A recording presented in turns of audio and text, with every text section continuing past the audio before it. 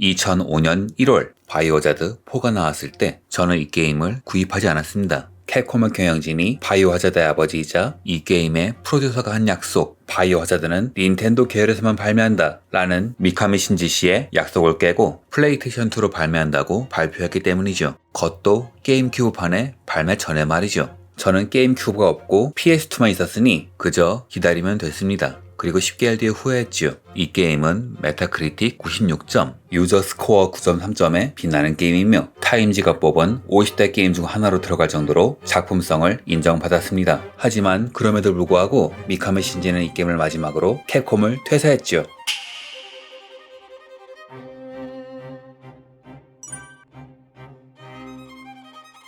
미국 대통령의 딸 애슐리는 대학에서 학교하던 중 어떤 조직에게 납치됩니다. 이후 정보부는 애슐리를 목격했다는 정보를 입수, 주인공 레온 케네디를 현지로 파견하지요. 왜 한 사람만 보냈느냐? 정보가 가짜일 수도 있으며 대통령의 딸을 납치할 정도의 조직이니 정보가 역으로 누출될 가능성도 있었기에 최소한의 인력으로 작전을 수행하기로 한 겁니다. 이 게임을 접하면서 제일 당혹스러웠던 것은 바이오하자드2의 주인공 레온, 히로인 에이델 제외하면 전작과의 연결고리는 고사하고 공통점마저 거의 없었기 때문입니다. 그런데 이런 당혹스러움은 개발진이 의도한 것이죠. 원래 이 게임은 카메라 고정 시점의 액션 어드벤처 게임, 즉 기존의 바이오하자드와 거의 다를 바 없는 형태의 액션 어드벤처 게임으로 개발되었습니다. 통칭 바이오하자드 3.5라고 하지요. 유령이 나오는 저택을 탐험하는 레온이 인상적이네요. 하지만 영상이 공개된 이후 미카미 씨는 지금까지 만든 것을 다 포기하는 일명 밥상 뒤집길 선언, 기존의 컨셉을 포기하고 새로운 게임을 만들죠.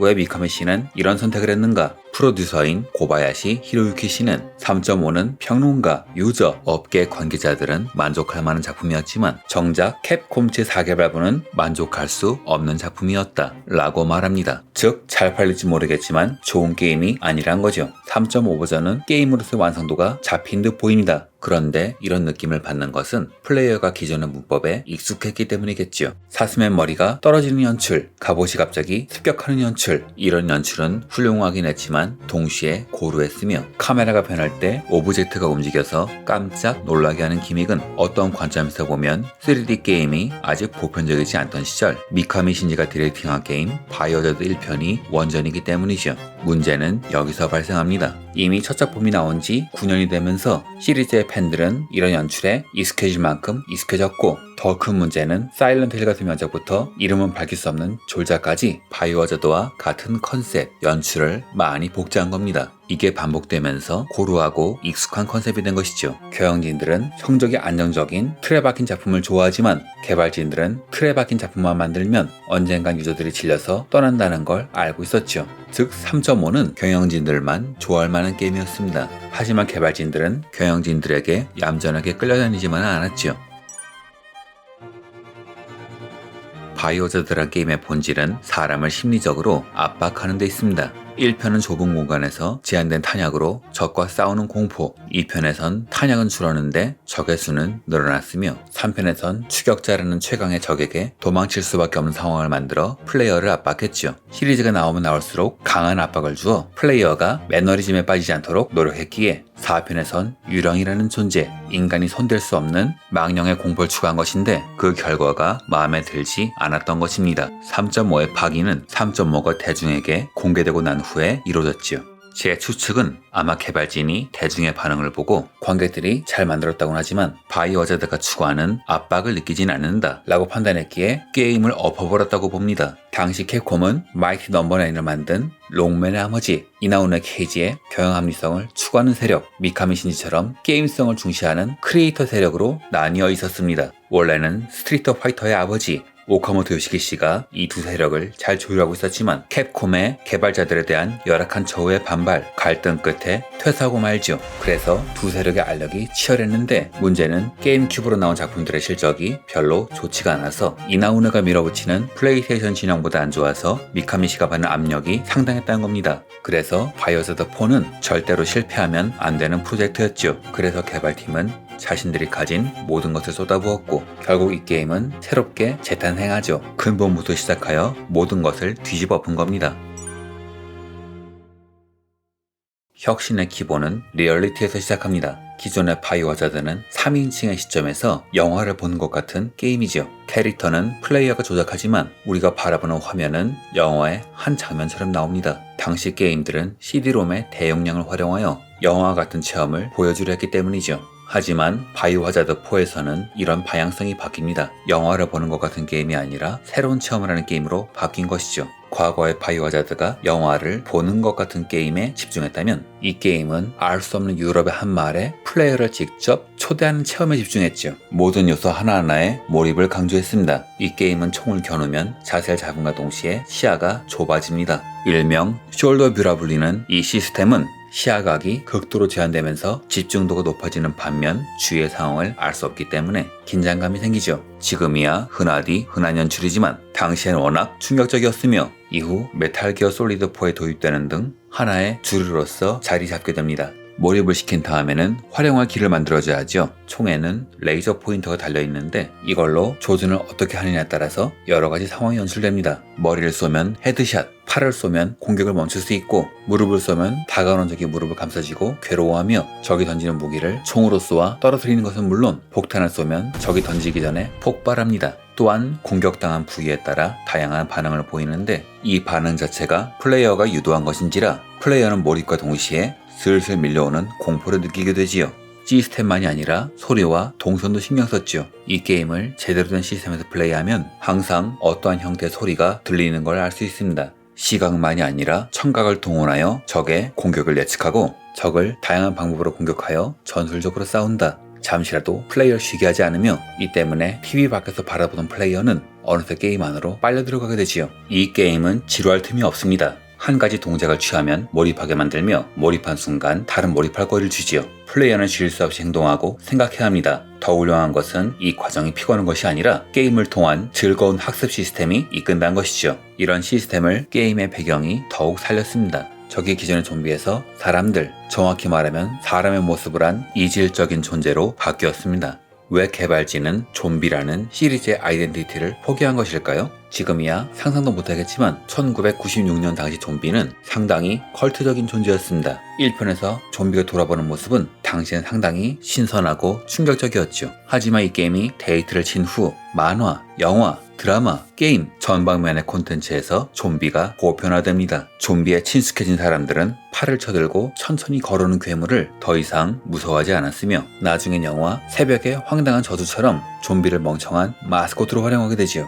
그래서 개발진은 사람과 비슷한 무언가로 적을 바꾼 겁니다. 사람은 본능적으로 자신과 다른 것을 배제하는 성향이 있으며 어딘가 미묘하게 다른 것에 공포를 느낍니다. 게임이 시작하면 집 한 채가 보입니다. 처음에 들어가면 이상한 신음소리가 나서 긴장하게 되는데 안에 있는 건 이 사람. 사진을 보여주자 뭐라고 소린 지르는데 무슨 말을 하는지는 하나도 모르겠고 자막도 나오지 않습니다. 그가 하는 행동도 정상적인 행동이 절대 아닙니다. 여기서 플레이어는 고민하게 됩니다. 이놈들은 대체 무슨 말을 하는 것이며 왜 나를 습격하는 걸까? 세상에서 가장 반가운 것이 사람이라면 세상에서 가장 무서운 것도 사람이죠. 의도를 알 수 없기 때문에 고민하게 되며 의도를 알 수 없기 때문에 공포를 느끼게 됩니다. 이후 마을에 들어가면 이상한 광경이 펼쳐집니다. 같이 왔던 경찰 하나가 매달려서 불타고 있는데 사람들은 태연하게 일상생활을 하고 있죠. 이들이 인간의 감성을 갖고 있지 않음을 잘 보여줍니다. 이후 이들과 전투가 시작됩니다. 여태까지 플레이를 하면서 인간형 적에 겨우 익숙해진 플레이어는 빵몽수 전기톱이란 새로운 적을 만나게 됩니다. 권총탄과 나이프에는 꿈쩍도 않는 새로운 적 말이죠. 이 게임은 플레이어를 모범적으로 학습시킵니다. 알 수 없는 미지의 공포가 생기는 이유를 이벤트로 설명하고 단계별로 인간형의 적으로 설명하며 겨우 그 패턴에 익숙해지면 다른 형태의 패턴과 약점을 지닌 적을 내보내서 학습을 시키죠. 장비가 하나, 둘 늘어난다던가 기존의 약점이 사라지고 새로운 약점이 생깁니다. 나중에는 기존 적의 패턴도 바뀌지요. 어느 정도 진행한 상황에서 만난 한 사람의 머리에서 기생숙주인 가나드가 완전히 성장합니다. 이 괴물은 사람과 몸통이 똑같음에도 불구하고 기존의 전투 방법은 먹히지 않으며 그래서 플레이어는 계속 고민하게 되지요. 이 적은 가나드가 성장한 적일까 아닐까? 적의 패턴이 계속 바뀌므로 계속 새로운 시도를 하고 배워야 하는데 그 과정이 학습의 기쁨이라고나 할까요? 전혀 지루하지 않습니다. 플레이만이 아니라 배경 묘사도 치밀합니다. 이들은 이상한 행동을 하며 알 수 없는 것을 먹는 괴물들이지만 개중엔 책을 읽고 정상적인 식사를 하는 존재도 있습니다. 플레이어는 본능적으로 예측하게 되지요. 앞으로 나올 적은 지능이 뛰어날 것이라는 걸. 이렇듯 이 게임은 진행하면서 들리는 소리, 배경, 적의 행동으로 무언에 설명합니다. 플레이어는 걸음마를 배우듯 이 세계에 익숙해지죠. 그 과정이 너무나 훌륭했기에 이 게임은 명작이 된 겁니다.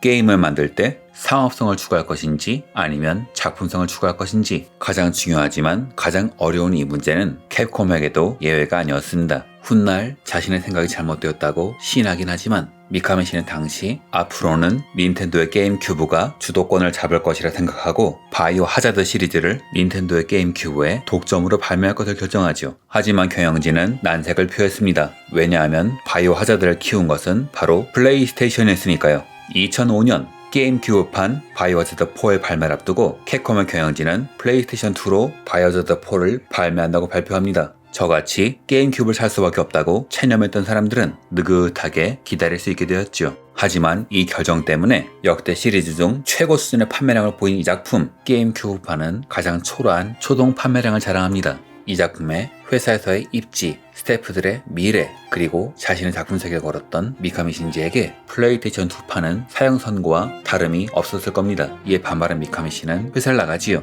이후 시리즈는 오랜 방황을 하게 되었으며 겨우 좋은 반응을 얻게 된 7편과 8편도 일부 기존 팬들에겐 복합적인 반응을 얻고 있습니다. 이런 상황이라 리메이크된 작품 바이오하자드 RE4가 주목을 받고 있죠. RE2처럼 원작을 초월한 작품이 될 것인가? RE3처럼 복합적인 평을 얻은 미묘한 작품이 될 것인가? 아니면 과거의 명작이 더욱 화려하게 부활할 것인가? RE4의 데모판을 해보면 제작진의 고심이 잘 드러납니다. 처음 플레이하면 약간 당황하게 됩니다. 레온의 움직임은 어쩐지 굼뜬 것 같고 나이프엔 내구도가 설정되어 있어 함부로 휘두르기 힘들죠. 이런 변화엔 RE2 개발진의 철학이 반영되어 있죠.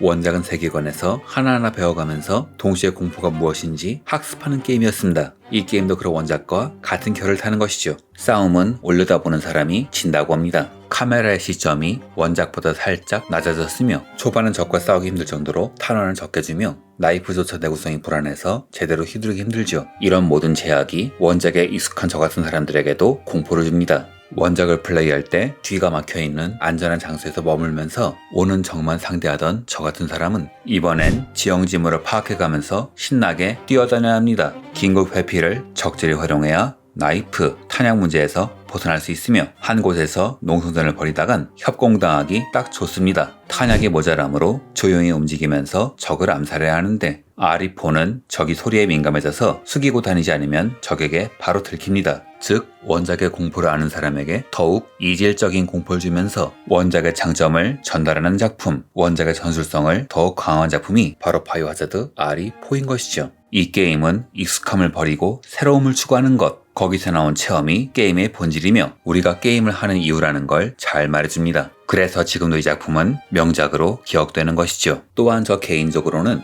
바이오하자드4는 혼자만 명작으로 남은 게 아니라 게임사에 거대한 족적을 남겼다고 보고 있습니다. 영상을 보는 것만이 아니라 직접 버튼을 눌러 영화 같은 게임에 참여한다는 새로운 시스템, 쇳무에 처음 도입되었던 QT 시스템이 한동안 안 나오다가 본격적으로 등장한 것도 바이오하자드4라고 기억하고 있으며 숄로브 시스템은 메탈기어 시리즈, 데드 스페이스 등 명작 게임에 도입되어 전투의 긴장감을 높이고 전략성을 높이는 데 사용되었습니다. 그 외에도 여러 명 크리에이터들이 바이오하자드4의 영향을 받아 작품을 개발했다는 인터뷰를 할 정도니 이 작품은 게이머만이 아니라 크리에이터에게도 여러모로 각별한 타이틀이 아닐까 하고 생각합니다.